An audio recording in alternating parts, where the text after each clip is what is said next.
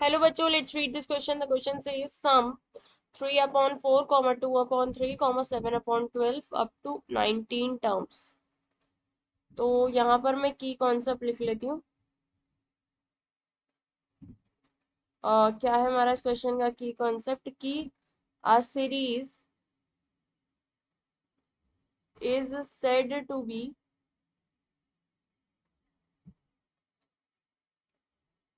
In an AP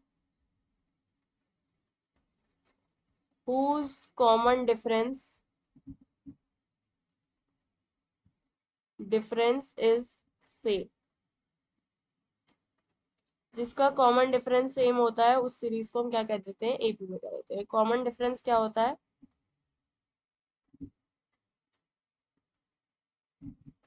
small D से denote करते हैं। ये होता है A N nth term minus N minus one. ठीक है।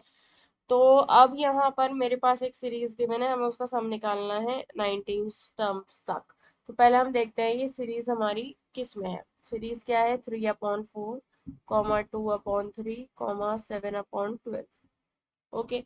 अब अब हमें क्या है, इसका कॉमन डिफरेंस देखते हैं।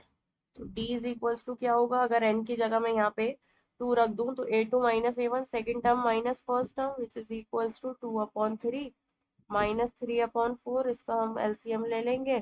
4 2 8 minus 9 which is equals to -1/12। Okay, अब हम कॉमन डिफरेंस उससे निकालेंगे अगर n को 3 रख देंगे तो d is equals to a3 minus a2।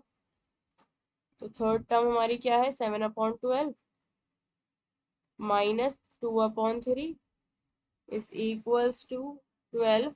और यहाँ पर 7 माइनस 8 हो जाएगा, ये -1/12। तो डी की वैल्यू हमारे पास क्या आ रही है, सेम आ रही है। मतलब a3 minus a2 is equals to आ रहा है a2 minus a1।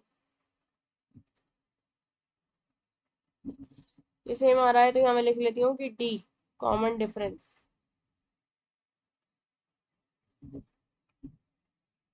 Is same. So this series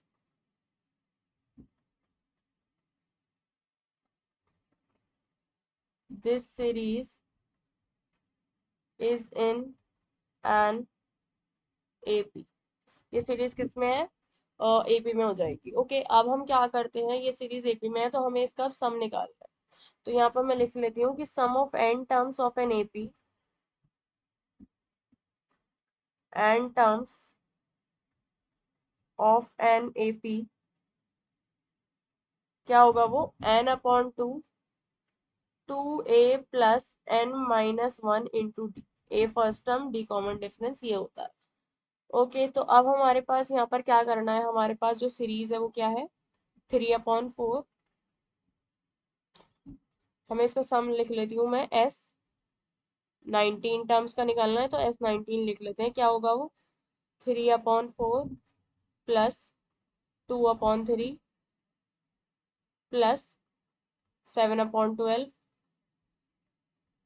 plus कहाँ तक, 19 टर्म्स तक। ये निकालना है। ठीक है, तो फर्स्ट टर्म इसकी क्या है, 3/4। कॉमन डिफरेंस हमने अभी निकाला है, d इज इक्वल्स टू -1/12। तो हम निकाल लेते हैं सम ऑफ 19 टर्म्स इस फॉर्मूले से। 19/2 2a प्लस n-1। n कितना है, 19 माइनस 1 इंटू डी। तो ये क्या हो जाएगा, 19/2, इसको कट करेंगे तो 3/2 प्लस यहाँ पर 18 और -1/2 12। और 6 3 सा होते हैं और 6 2 सा होता है। तो ये आ गया मेरे पास 19/2, 3/2 और -3/2। तो ये तो जीरो हो जाएगा। मतलब सम ऑफ 19 टर्म्स जो है इसमें वो किसके बराबर है, जीरो के बराबर। और यही मुझे फाइंड आउट करना था। सो द फाइनल आंसर है sum of 19 terms is equals to zero. Hope you understood it well. Best of luck. Thank you.